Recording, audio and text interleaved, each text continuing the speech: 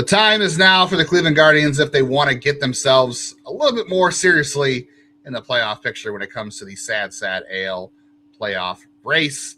We'll talk about how the Guardians did their job one day, and it's time to turn the page and show up and do it again today.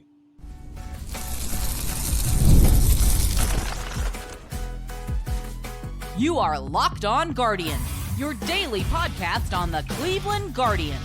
Part of the Locked On Podcast Network, your team every day.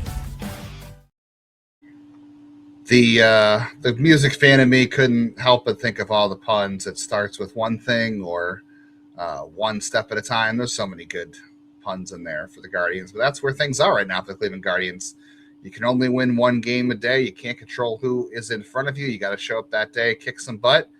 And the Guardians had the ability on this schedule to go out and kick some butt, and they did that. And they should feel good about showing up to work on Wednesday, and they have to be able to do it again. We'll talk about that on today's show because this is Locked On Guardians, your only daily Cleveland Guardians podcast that covers your team every day from the majors, the minors, the draft, and everything in between. That over there is Jeff Ellis, host the show for 8 years. I'm Justin Lada, been here for 4.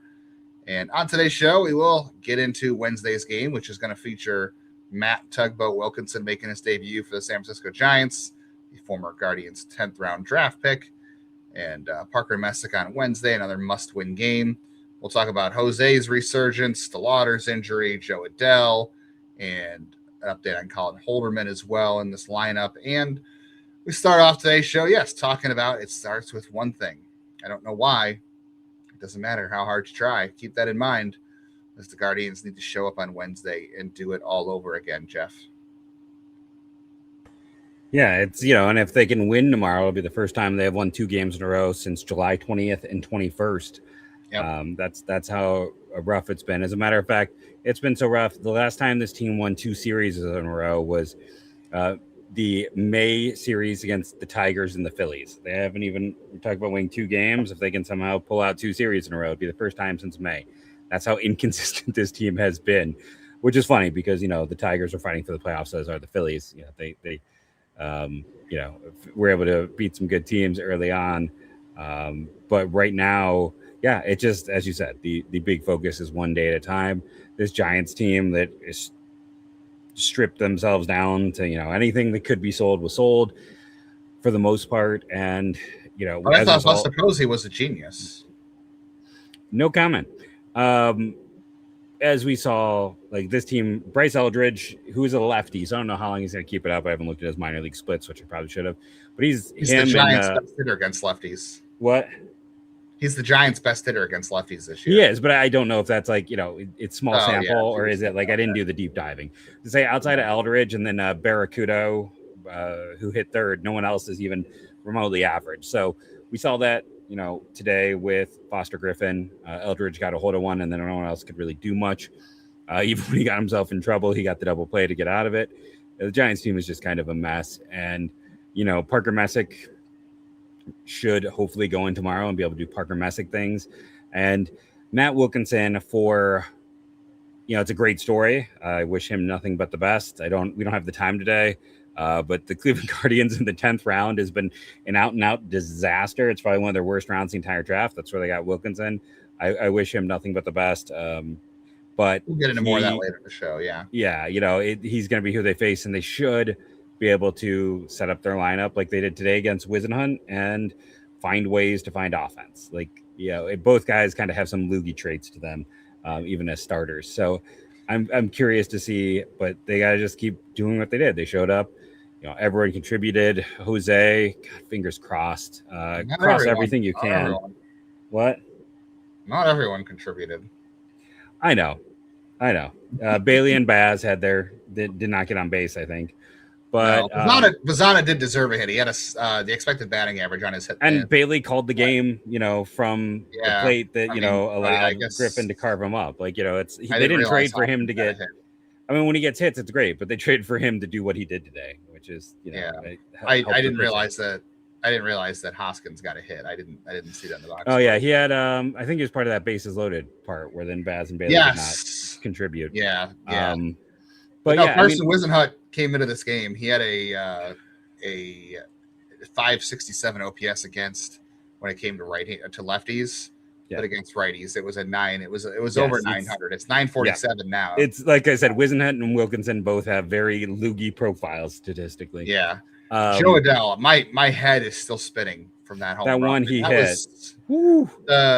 That gave me reminders. I mean, I know I was Jim Thome.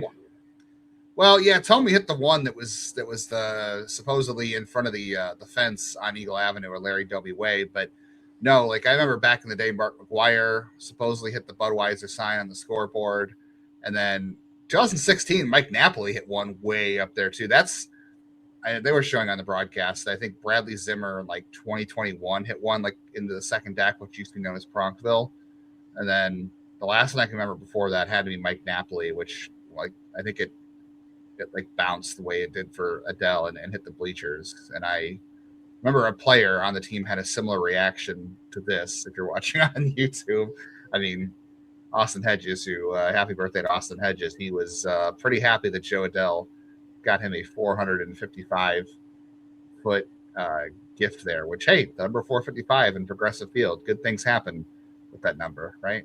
Sellouts, homers? No? Okay. Ooh, Cubs and White Sox are going into a rain delay, so that must mean the Cubs are going to win this game, right?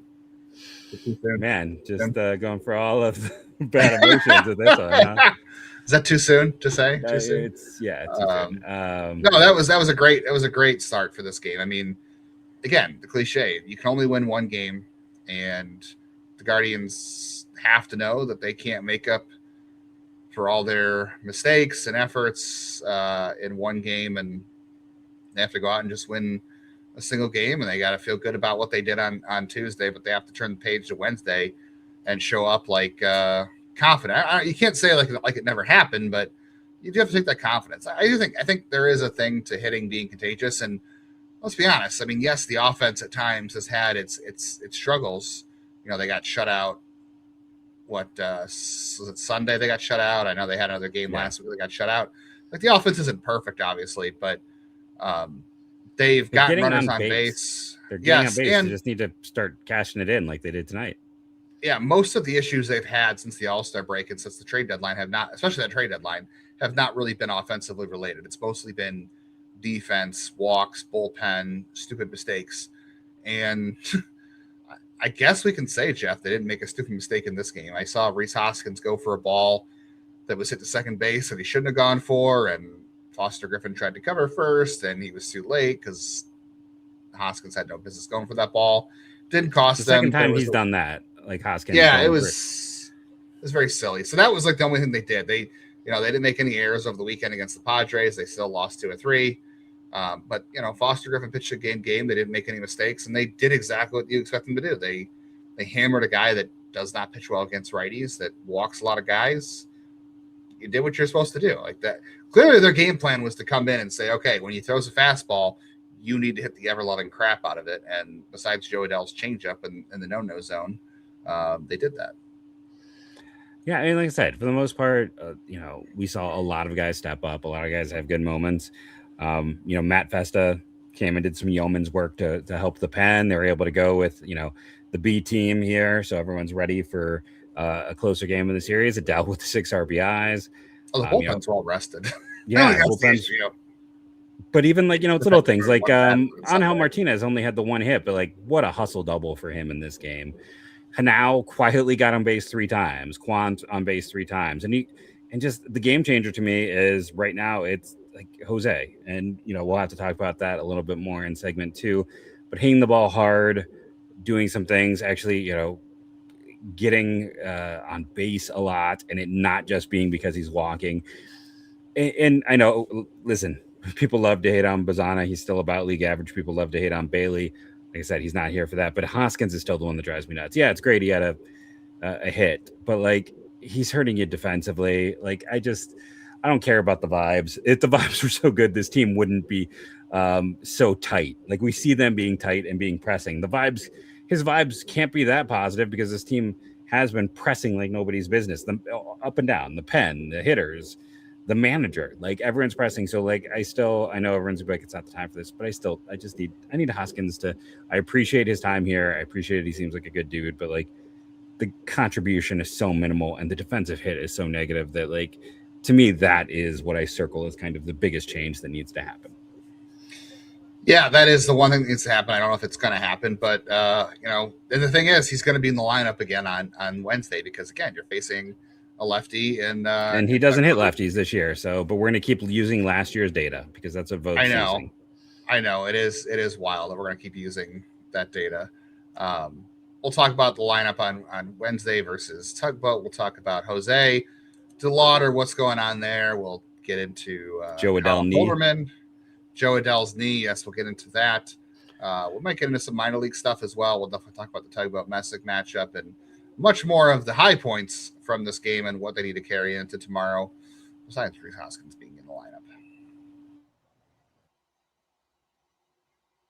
You're making the final lap on baseball season. You want to make it more this year on Kalshi, America's #1 prediction market platform, where you can trade on every game. Let's take a look at Wednesday's matchup for the Guardians and the Giants after the Guardians just swiped the floor with the Giants. What does the market say? Well, the Guardians trending at a 57% chance to win right now on the market. That's actually down from 60% earlier in the evening on Tuesday. So I'm not sure. I guess maybe people got some cold feet on Tugboat maybe pitching and think that something weird's going to happen. I don't know. We'll talk more about that. But good time to jump in on that if the market is kind of slipping on the Guardians win on Wednesday, because I got a good feeling.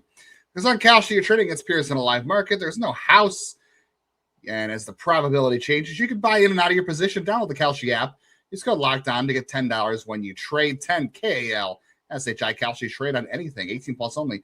Restrictions and eligibility requirements apply. Event contract trading involves risk and it be suitable for all investors. Kalshi products not available in all jurisdictions. Prices, values, and available markets may differ from those mentioned. For more information, see kalshi.com/regulatory.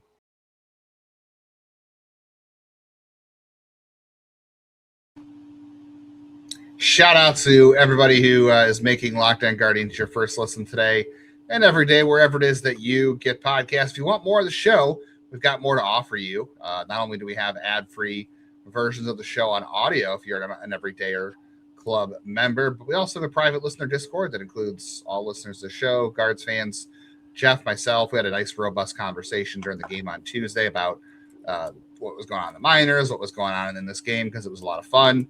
You can check that out at lockedonguardians.supercast.com. You can check the link in your show notes to learn more. We also have a couple other offers along with that as well. So go ahead and check that out.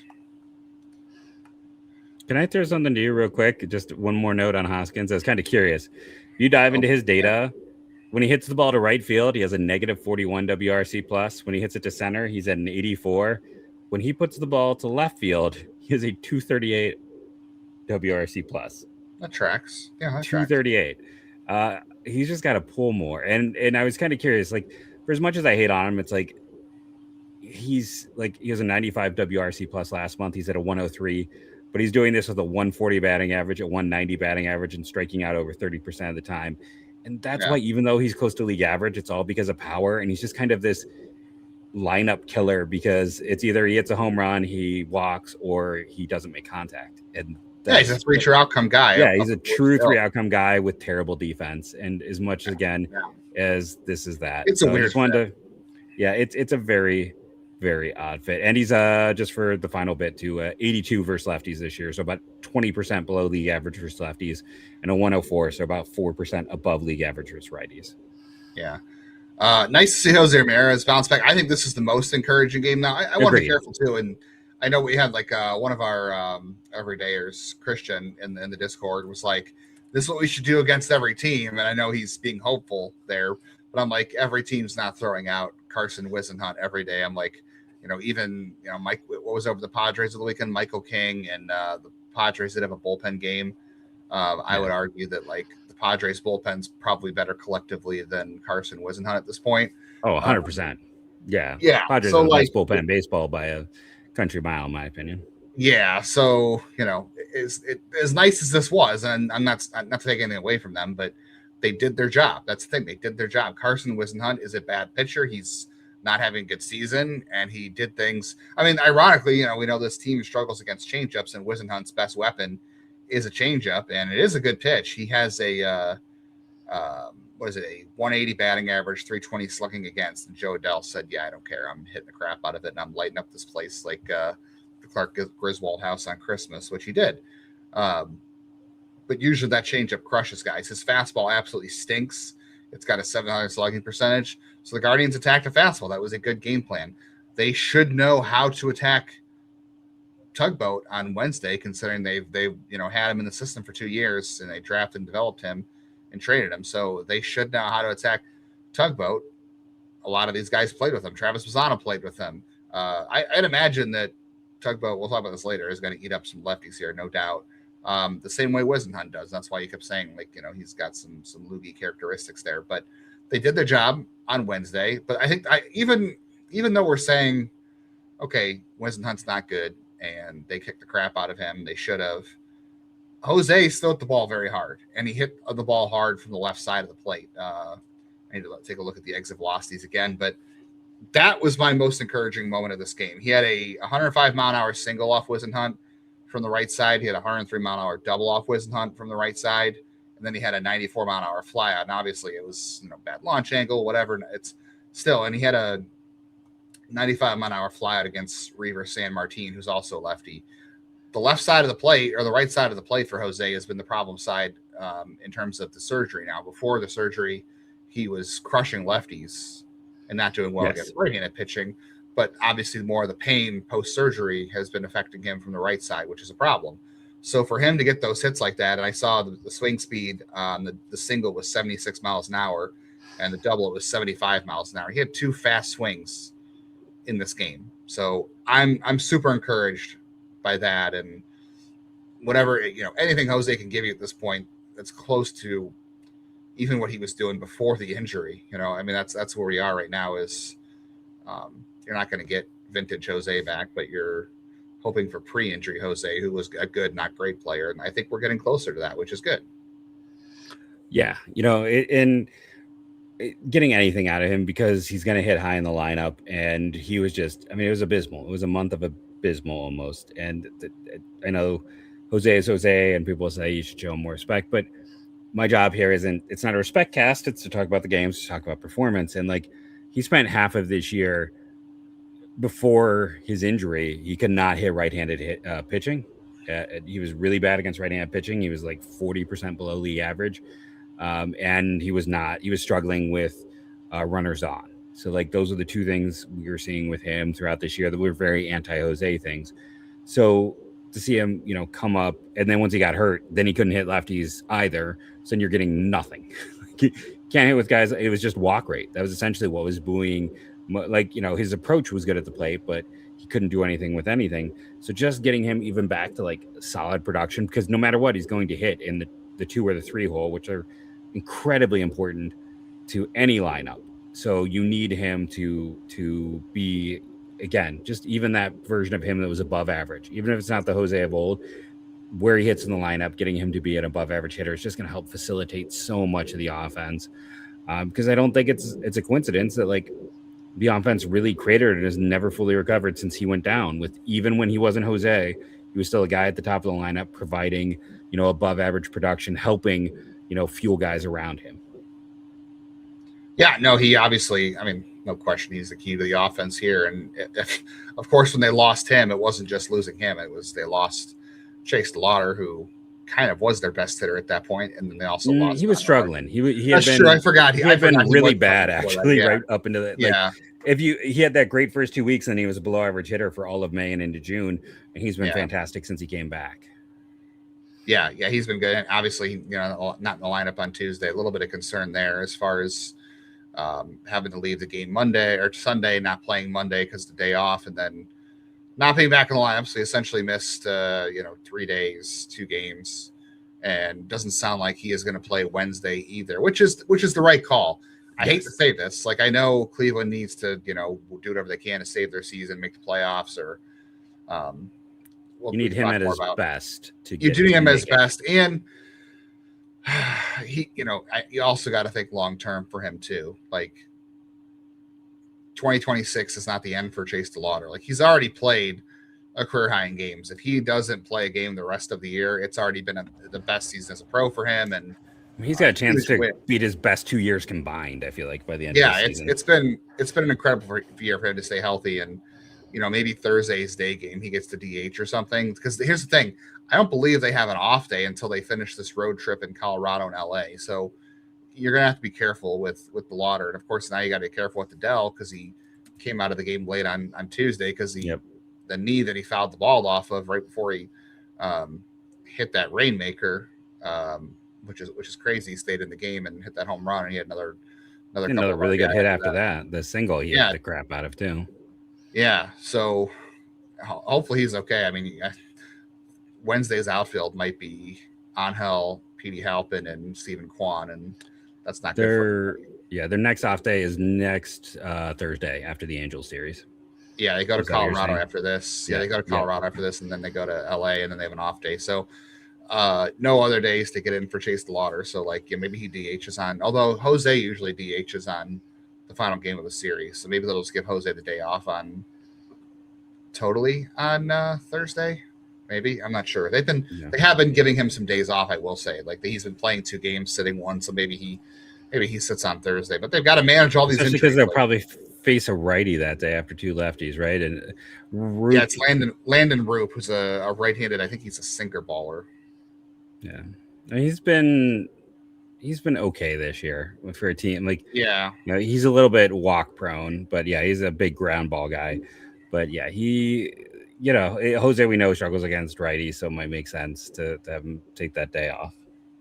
Yeah, just in general. I mean, they're expressing optimism about DeLauter. Of course, they're expressing optimism, saying it's a day-to-day thing, and they're saying minimal structural issues, if any at all, but they're already saying he won't play on Wednesday, which tells me that it's probably not. They said he showed up to the field on Wednesday or Tuesday and felt better, so I guess that's a good thing. But the proof is in the pudding. So when he's back on the field and playing, that's when we'll know. And it's the same as the Guardians. When they win 2 in a row, or when they win a series and they win back-to-back series, then we'll know that things are on the right path. All right, we'll keep talking about this. We'll talk about Wednesday's matchup and some other things going around the minors. There's lots to get into. We haven't even talked about Foster Griffin and how I think he deserves a little bit of flowers from this game as well. A big thank you to our friends over at Amazon for today's limited break, because this back-to-school season, you want to spend less on your kids. You want to do it with Amazon. The back-to-school shopping experience, it is crazy. Remember from when I was a kid, you get a couple items, your parents get more, they get supplies, they get school stuff for lunches, clothes, and all of a sudden you've got all these things on your list you didn't see coming. Adds up very quite fast on your bank account and your shopping cart, whether it's virtual and in person. Whether you're back in school already or that's coming for you around the corner, don't wait till the last minute to go to a store. Maybe they're out of something. Maybe the prices have changed. Maybe they've gone down, actually. But we already have evidence that you're going to save money with Amazon on back-to-school shopping supplies. So you're not running out to the store, paying in gas, and going out last minute, having to deal with the herd. So save yourself some time, save yourself some money. Money you can get back, time you can't, but here you can save both. So remember, with Amazon's low back-to-school prices, just spend less on your kids, because every dollar you don't spend on them is a dollar you haven't spent on them. Shop back-to-school at Amazon, spend less on your kids.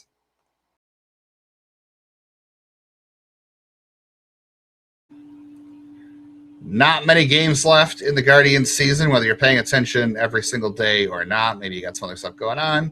Maybe you're switching focus or not, but you want to keep up. Best thing you could do, I would say, is humbly subscribe on YouTube, hit the bell, get notified when videos go live, whether that's reaction videos to games, news, and everyday episodes, as well as auto downloading your favorite audio platforms. So you never miss a show, or if you do miss the show, auto downloading audio platforms helps the show out a ton in this one. You mentioned Angel now briefly too. He got on twice. Three times, right? Didn't he have 2 hits and a walk? He had a walk. Yeah, we should definitely spend more time. I think tomorrow. Yeah, he reached 3 times.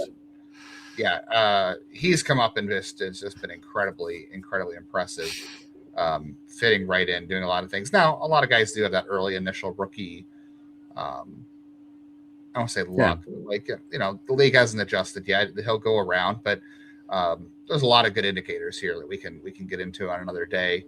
we'll see what the lineup is. I hope Jo Adell is okay, because honestly, he has to play. Like, he's the thing he does best is hit lefties. I think you need him in the lineup. Yeah. Maybe he DHs. That's fine. If he can DH maybe on Wednesday, and you can have Halpin, Martinez, and Quan out there. Quan played a heck of a game in this one too. I mean, he had played a number of nice plays in center field as far as running balls down, hitting 2 walks. We talked a little bit more about him on Tuesday's show. You can go back and listen to that. But I'm very happy with how things are trending with Quan. Hasn't shown up in terms of wins and losses for this team, but it's okay. Foster Griffin came in, did exactly what you expect him to do. I know that the Giants lineup isn't anything special. Bryce Eldridge did tattoo him twice, but that was really the only major issue he got into in terms of hard hit balls. So great game from, like you said, Matt Festa was good. Tim Herron, best outing for him in quite some time. So, like, you take any signs of positivity. I think for this team, I heard Matt Underwood talking about how this team hasn't changed its demeanor. They show up every day, and it seems like, you wouldn't be able to tell that they're going through these struggles. That's great and all. I do think this kind of game and starting to put some confidence together, I think could be a big help. You start seeing hits like that falling, you ease up a little bit when you've won a few in a row. I think that goes a big way towards trying to get things back on the right track. But, you got to take the confidence you built from Tuesday's game, and you have to do it all over again on Wednesday, Jeff, against Tugboat. Yeah, and, I do think Cleveland's – so let's just land on the line with Tugboat to begin with. First off, there's a 300-point difference in his splits and lefties versus righties. That's why I've said I think he's kind of a loogie like Wizenhunt. It's going to be a struggle. And then he also has a dramatic split in facing older versus younger players. So, I know people talk about his invisible and things like that. It's like that's where you can kind of dominate. And he is just exceptional against guys who are younger than him. Looking just at the Cleveland Guardians, and maybe I'm too much in the weeds, but it's like in the minors, he threw his 4-seam 62% of the time. Cleveland hitters are best against 4-seam fastballs this year of any pitches. Like that is the pitch that this team can hit this year.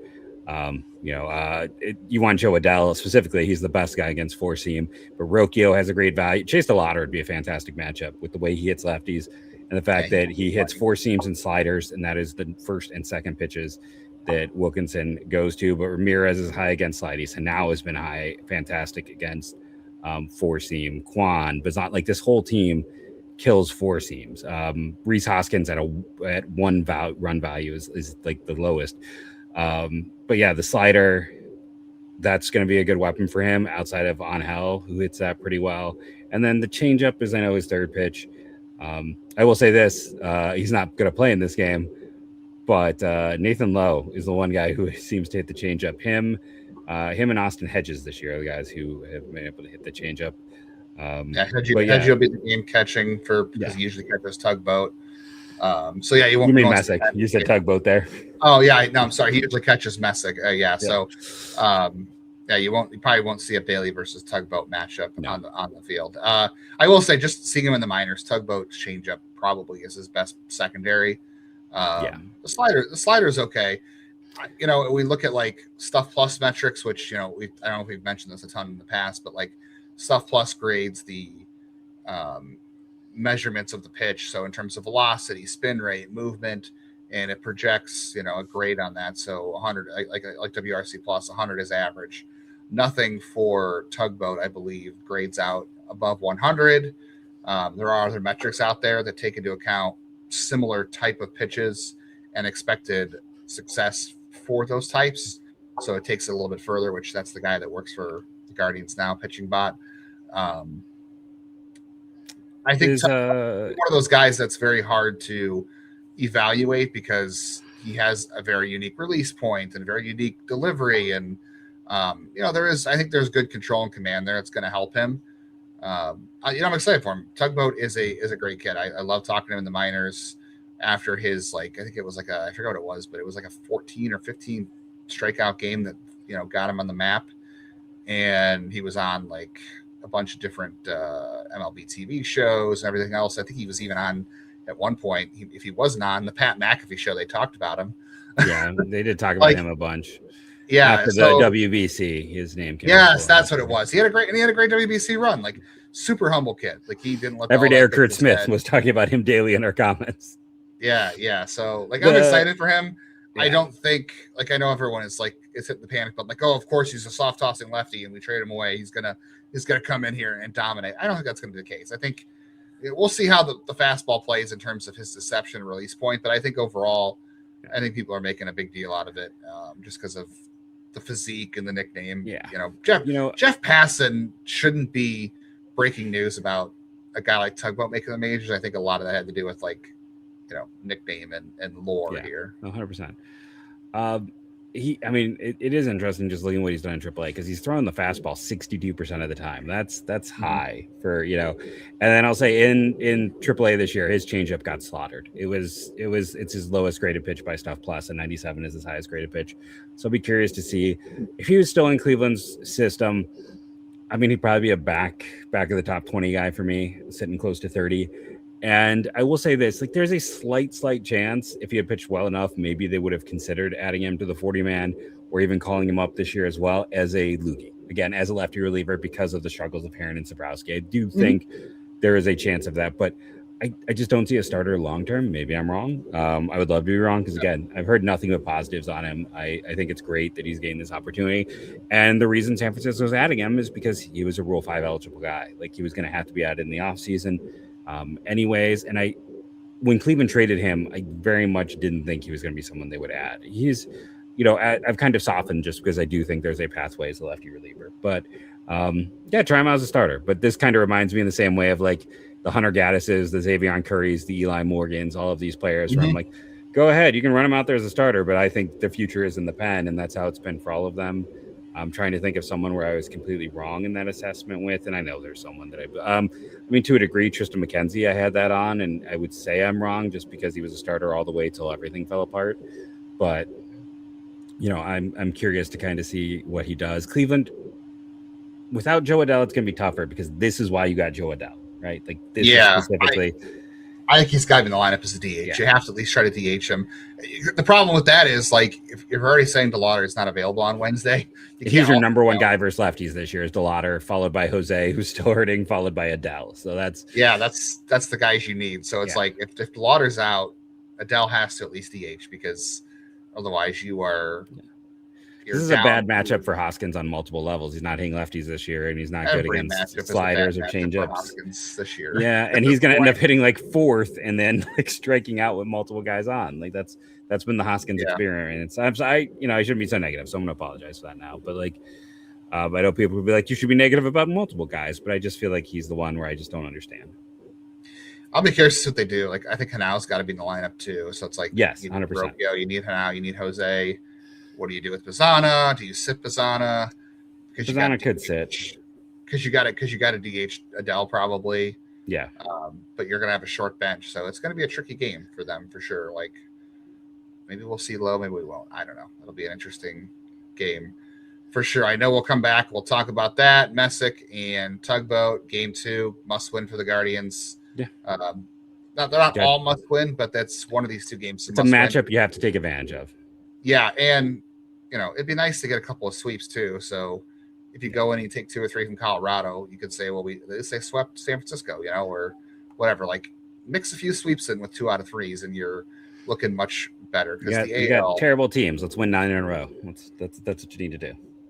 Break it off. I like it. We'll be back to talk about another win on Wednesday. Thank you all for joining us. Remember to rate and review, download daily. It helps. Even if you are annoyed with the team, still download. Help us out. We appreciate each and every one of you, all of our first listens and everydayers, and go Guardians, go. Give us that obscure Guardian and Giant. In Giant. Jose Cruz. That's a good call. Alvin Mormon.